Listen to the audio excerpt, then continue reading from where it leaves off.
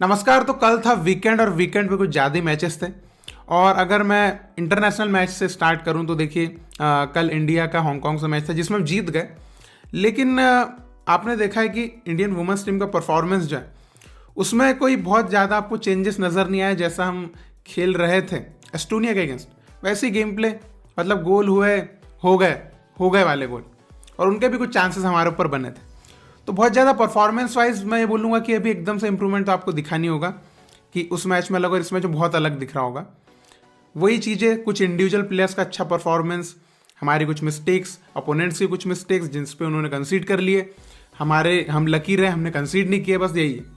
तो women's team का कुछ ऐसे ही है। और लोग ज़्यादातर पता नहीं, आप तो कमेंट बॉक्सेस में पता नहीं क्या क्या बातें करते, तो उससे समझ में आता है कि मैचेस को देखते टाइम आप किस तरीके का फील लेते हो, वो भी एक अलग ही चीज़ है। तो चलिए, बाकी अच्छी बात क्या है कि वी आर विनिंग, क्योंकि इंटरनेशनल लेवल पे हमको जीतना ज़रूरी है अभी की स्थिति में। क्योंकि अगर हम हारेंगे तो कहीं ना कहीं जो फैंस का थोड़ा बहुत ट्रस्ट जो आ भी रहा है वो भी नहीं आएगा। तो जीतना ज़रूरी है। और अभी हम और पॉजिटिव हो चुके हैं। अभी लास्ट मैच कोसोवो से अगर जीतते हैं तो एक अच्छी, मतलब एक ईयर के स्टार्ट में एक अच्छी ट्रॉफी हमारे पास आ जाएगी, टर्किश कप। तो अच्छी बात है। अब हम बढ़ते थोड़ा आगे। तो संतोष ट्रॉफी में मैंने देखा था मणिपुर वर्सेस महाराष्ट्र का मैच, क्योंकि वो मैच काफी एक्साइटिंग लग रहा था मुझे, और एक्चुअली में था भी। और मणिपुर का परफॉर्मेंस काफी अच्छा भी लगा उसमें। हालांकि महाराष्ट्र भी इस बार काफी एक टफ टीम है, ये दिखी है। उन्होंने कुछ सीनियर उनके कुछ प्लेयर्स को खिला रहे हैं। अब देखिए, कई लोग ये भी बोलते हैं कि आप, वो भी तो सीनियर खिला रहे हैं लेकिन आप तो कुछ बोल नहीं रहे। देखिए, अब उनके प्लेयर फिट है। अब फिट को खिलाओगे तो मैं कहाँ से कमी निकालूं, कहाँ से? अब अनफिट को खिलाओगे तो मुझे फिर तो वो क्लियरली दिख रहा है क्योंकि वो यंग प्लेयर्स को डिमोटिवेट करती हो बात कि अनफिट प्लेयर कैसे खेल रहे हैं, यंग क्यों नहीं खेल पा रहे। अब आप सीनियर को खिला रहे, लेकिन आप एक फिट प्लेयर को तो खिला रहे हैं, एटलीस्ट वहाँ पे वो दिख रहा है ना। तो वो एक थोड़ा सा जिसकी वजह से मैं बोल नहीं पाता हूँ उस पर। सिंपल एक लॉजिक है, क्योंकि फिर सीनियर प्लेयर्स तो सभी टीम खिला रही है, हर टीम खिला है। तो मैच, हालांकि संतोष ट्रॉफी में क्या सभी मैच बहुत अच्छे हो रहे हैं अभी, तो आई होप कि आप देख भी रहे होंगे। लेकिन वही है कि आप सारे मैचेस पता नहीं आप भी देख पा रहे होंगे कि नहीं, लेकिन जो आपको मिले वो देखिएगा। और कल मणिपुर के एक जो प्लेयर, उन्होंने काफ़ी डेंजर एक गोल मारा था, मतलब बूम। तो ऐसे आपको जो है ना एक्साइटिंग गोल्स, एक्साइटिंग चीज़ें, जैसे गोवा के एक प्लेयर वो काफ़ी स्किलफुल नजर आए, तो ऐसे एक्साइटिंग प्लेयर्स आपको संतोष ट्रॉफी में देखने को मिलते ही है। अब हम चलते हैं आईएसएल की तरफ, क्योंकि आईएसएल में भी जो है कल जो है पहला बैटल जो था, tactical battle, Orissa versus Mohan बगान। और इस मैच को उस नज़रिए से भी दिखाया जा रहा था कि उड़ीसा ने मोहन बगान को जैसा एएफसी कप में बीट किया था, और ये सब आज जो है पूरा निकाला जाएगा। लेकिन मैं कहीं ना कहीं ये डायरेक्टली कह सकता हूँ, मैच स्टार्ट के पहले जब अहमद जाहू नहीं थे लाइनअप, तभी मैं थोड़ा सा कॉन्फिडेंट हो गया था मोहन बगान के लिए कि मोहन बगान को तो इस मैच को जीतना ही चाहिए। और इवन वो जीतने के करीब ही थे, क्योंकि अब देखिए जिस तरीके के चांसेस बने मोहन बगान के लिए, मतलब यार ये ड्रॉ पे तो वो जाता ही नहीं मैच। मतलब सादिकू, अगर सादिकू यार कसम से सादिकू इतना डिसअपॉइंट कर रहे हैं फैंस को।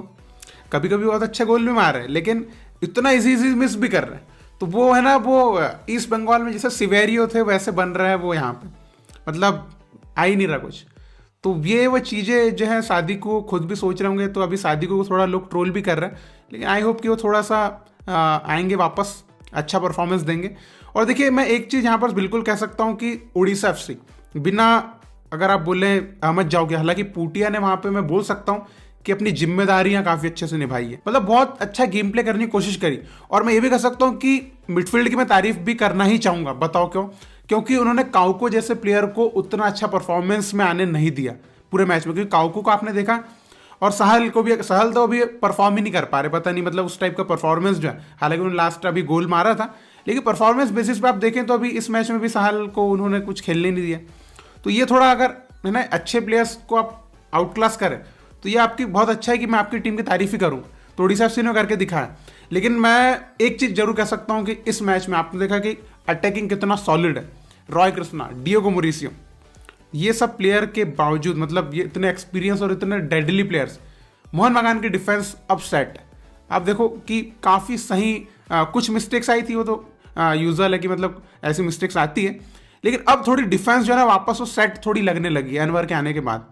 और ये थोड़ा एक पॉजिटिव है कि अब आगे के मैचेस के लिए आपका मोहन बगान अच्छा ही करने वाली। और देखिए ये एक टाइप का बहुत स्ट्रांग टैक्टिकल बैटल था, मतलब बहुत स्ट्रांग, और इसमें ऐसा लग रहा था कि कोई मतलब मिस्टेक करेगा ना तो ही गोल आएगा, और एक्चुअली में वैसे हो रहा था।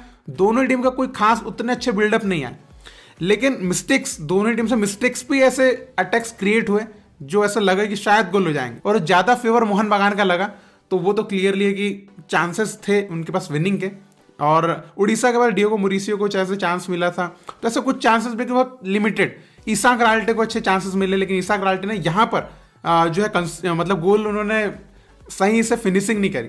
हालांकि देखो ईसाक को ही बहुत अच्छे से चांसेस मिले थे, 2-3 चांसेस मिले थे। तो उड़ीसा एफसी और ये तो ऐसा रहा कि ये विन भी कर सकते, दोनों टीम के चांसेस तो बने थे, लेकिन टेक्टिकली बहुत स्ट्रांग मैच था, बहुत टफ मैच था। तो दोनों टीम्स ने पॉइंट शेयर किए तो अच्छे ही किए, मैं तो ये कह सकता हूँ कि हाँ डिजर्व किए, दोनों ने पॉइंट शेयर किए।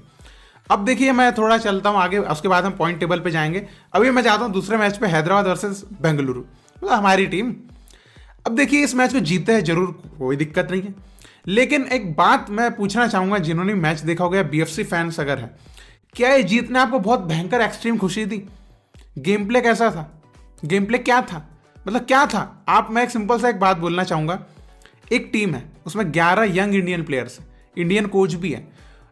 आप उनके अगेंस्ट आपके फॉरेन प्लेयर, फॉरेन कोच, ऐसा पूरा इतना स्ट्रांग सेटअप के साथ आप खेल रहे हो, और आप मतलब आपको पूरा कपड़े फाड़ दिए आपके। लास्ट में आप गोल मार के जैसे तैसे जीते हैं। अदरवाइज आपने बहुत कोई ऐसा बोलेंगे कि उनके ऊपर कोई बहुत स्ट्रांग ऐसे कुछ ट्रांजिशन मूवमेंट्स या अटैक्स ऐसा कुछ बनाया हो, या बहुत अच्छा कोई बिल्डअप बनाया हो 5-6 बार, कुछ भी नहीं कर पाए। इवन मुझे बहुत अच्छा लगा गेम प्ले हैदराबाद एफसी का, ये ऑनेस्टली मैं बोलना चाहूँगा। और ओलिवर ड्रोस जो आया है वो तो दूसरे कर्टिस मेंस बन गए, उन तक बॉल ही नहीं डिलीवर होती है। मतलब इतने गंदे क्रॉसेस आ रहे हैं बीएफसी के साइड से, हेड तक बॉल नहीं आती है। तो कितनी सारी चीज़ों पे वर्क करना पड़ेगा, मुझे तो समझ ही नहीं आ रहा बीएफसी का कि कहाँ से कहाँ किस गर्त में चली गई टीम। मतलब देखो छेत्री अभी आपको पता है उतना वो सॉलिड परफॉर्मेंस नहीं आ रहा। अब ओलिवर के ऊपर थोड़ा सा तो उन तक बॉल ही नहीं आती है, वो तो बॉल के लिए इतना कॉल करते हैं, उन तक बॉल ही नहीं आती, उनके हेड तक बॉल ही नहीं पहुंच पाती है, इतने गंदे क्रॉसेस या डिलीवरीज हो रही है। और लॉन्ग बॉल्स का तो मुझे सीन ही समझ नहीं आता, मतलब इतनी रद्दी लॉन्ग बॉल्स, और क्यों करना है यूजलेस लॉन्ग बॉल्स। मैं गेम प्ले बस इतना मुझे बेकार लगा, और मैं हैदराबाद एफसी का गेम प्ले मुझे इतना सही लगा है। मतलब इंडियन प्लेयर्स के साथ टोटली आप एक पेटी पैक टीम के अगेंस्ट इतना अच्छा परफॉर्मेंस दे पा रहे हो, इवन गोल्स कर सकते थे वो। ये मैच ना ड्रॉ पे चला जाते ही आता, और ड्रॉ पे आता तो मैं बोलता कि ये मैच का सही डिजर्विंग रिजल्ट होता, ड्रॉ होता। तो I am BFC fan, but if you will play like this and win like this, भाई ये तो कचरा ही है, कुछ नहीं है। कोई फैंस इससे खुश नहीं होते फैंस। गेम प्ले अच्छा करो, देन स्कोर करो, दो है मजा ही नहीं आया।